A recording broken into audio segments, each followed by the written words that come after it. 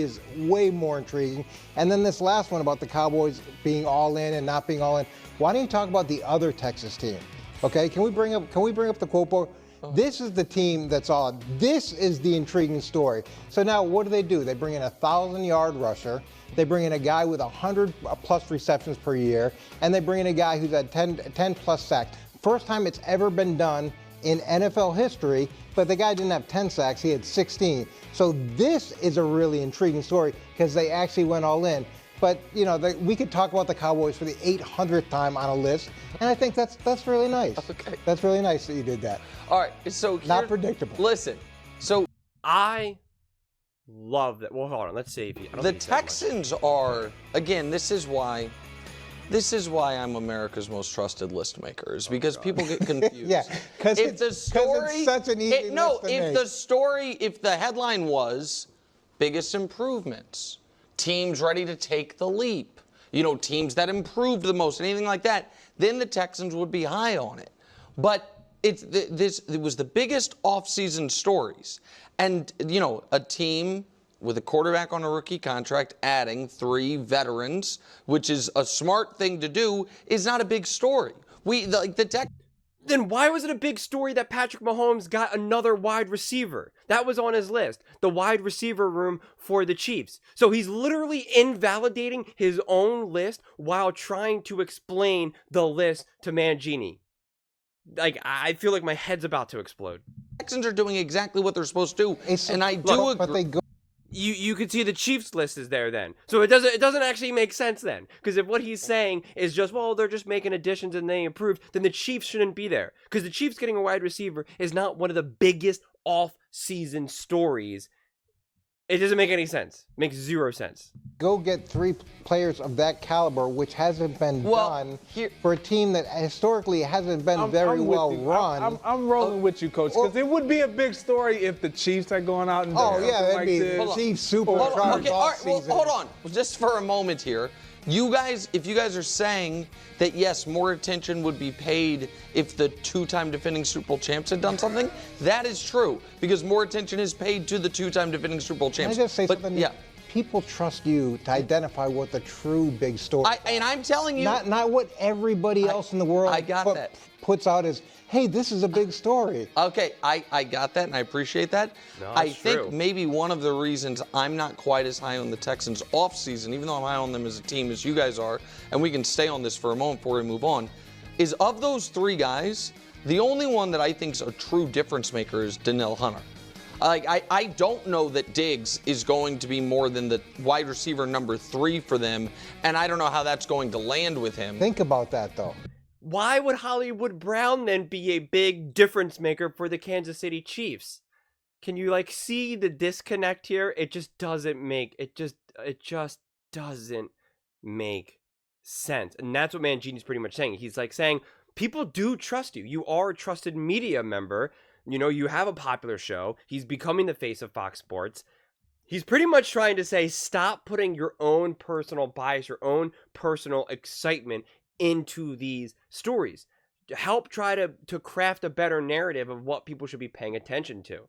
And I agree, the Houston Texans are right here. The Houston Texans are legit. They are literally making moves that have never been done in NFL history, and yet it's barely being talked about. Now, I've made a ton of Houston Texans videos, so if you guys are watching this channel, I've been super high on the Texans. But it is fascinating, right? This thing of the biggest offseason stories. It's not all the insane moves that the Texans have made, where they have a quarterback who had one of the best, if not the best, rookie season of all time, and at a quarterback. They don't think that that's going to potentially keep that momentum going and just get higher and higher and higher. The biggest story is the Cowboys not going all in when they had a disastrous last 3-year exits in the playoffs. That continues to be the biggest story. It doesn't make sense. And it is one of the things that drives me crazy about sports media, just in general. This is nothing to do with Nick, is that we are obsessed with talking about the same names, the same stories again and again and again and again. And you see this in basketball more than anything. It's just LeBron, Curry, LeBron, Curry, LeBron, Curry. And you can see the media members panicking when they know that those players are no longer as popular or are going to be retiring, because they're just like, oh my God, what do we do? What do we do? What do we do?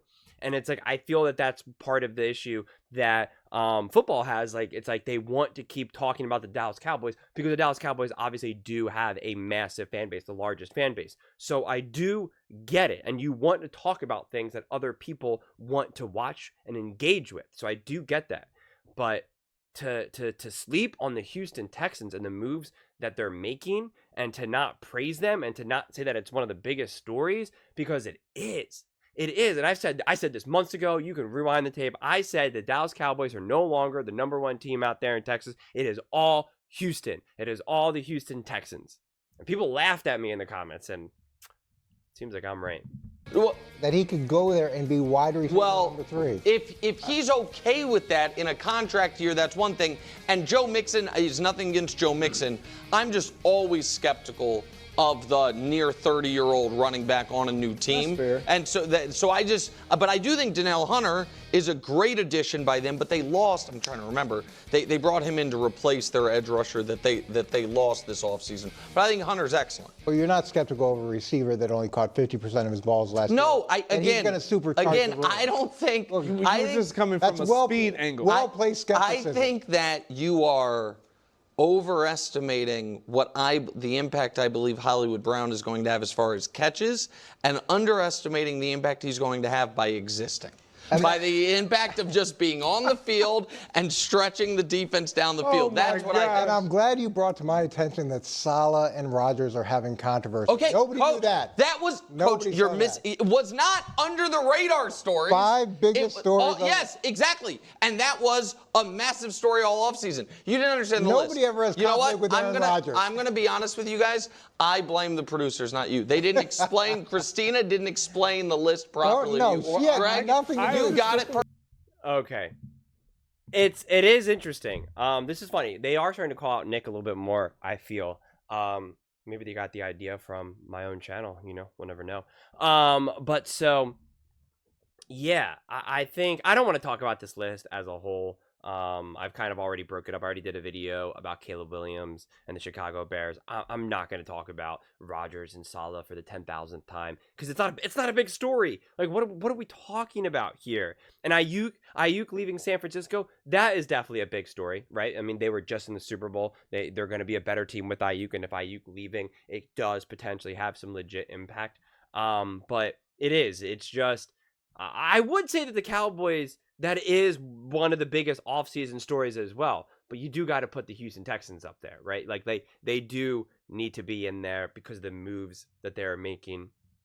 They are chasing greatness. They are supporting their quarterback and their team like they've never done in the history of their franchise, let alone potentially in the NFL. So it's just like all eyes should be glued to what can the Houston Texans do? What can they be? How much higher can CJ Stroud be, right? How much more elite, and can he become a top 1, 2, 3 quarterback in the NFL this season? Because this is the season that he then marks it. Because no matter how great you play as a rookie, you'll still always be like, unless he wins like a Super Bowl or something, you'll still always put someone like a CJ Stroud like under Patrick Mahomes, for instance, right? Like no matter what CJ Stroud could do, it just wouldn't be enough for people to say he's better than Patrick Mahomes. But if he balls out this season and continues to unleash, and this team is just wild, and they're just winning game after game after game after game, and then they go and defeat the Kansas City Chiefs in the playoffs, and the Texans go on to the Super Bowl and win the Super Bowl, and CJ Stroud is raising that trophy, you're going to have a lot of people and say, Patrick Mahomes is no disrespect to Mahomes, but CJ Stroud is better. CJ Stroud is going to pass him. CJ Stroud won a Super Bowl his second year. He's already on pace to be better than Patrick Mahomes. Look at these numbers. He didn't sit his rookie year. You'll start to hear those narratives and those segments go again and again and again. It'll be, it'll be massive, right? Like that, to me, that's actually what's genuinely at stake. Is the actual conversation for people to start to say, can CJ Stroud become the GOAT? Can he surpass Patrick Mahomes? Can he then surpass Tom Brady? Will the Kansas City Chiefs be able to dominate the AFC anymore now that CJ Stroud is there? It just completely changes everything, which is why it's such a massive offseason story. That's why it's so massive, because what's at stake? What's at stake for the Dallas Cowboys? Nothing, because they haven't been anything. What's at stake for Aaron Rodgers and the Jets? Nothing, because they haven't done anything. You understand what I'm saying? That's why obviously Chicago Bears and Caleb Williams is massive, because what's at stake? A franchise-changing quarterback that will also completely change the NFC as we know it. So that's what makes those stories so big. So if you're a Houston Texans fan, there should be two things that you should be experiencing. One, insane excitement. Insane excitement because your team has made some serious moves. And it's so hard for me to see how they don't continue to get better and be better and win. But then you should also be a little frustrated to be like, why are these other teams, why did they do the 10,000th Aaron Rodgers story this offseason? Where is he? Is he in Egypt? Is he on vacation? Is he taking some substance? Where, what about him and Salah? What about him and Nathaniel Hackett? Jerry Jones. He said he's all in. Nope, he's not all in. And it wasn't a common conversation about CJ Stroud's greatness and what the Houston Texans are building. That should maybe make you a little upset that the franchise as a whole, I don't want to say it's overlooked. It's just kind of downright being ignored. But if you win this season and you actually ball out, it'll be inevitable. They will not be ignored any longer. But those are just my thoughts. I would absolutely love to hear yours. What do you guys all think? Do you think what the Houston Texans have done this offseason is considered to be one of the top stories? And do you agree with what I'm saying, where they have true potential to completely change the storylines in the NFL with CJ Stroud and just the Texans as a whole? Let me know in the comments below. I read every single comment, so whether you agree with me or disagree with me, either way, let's get in some discussions, let's get in some fights, but ultimately, let's just have some fun.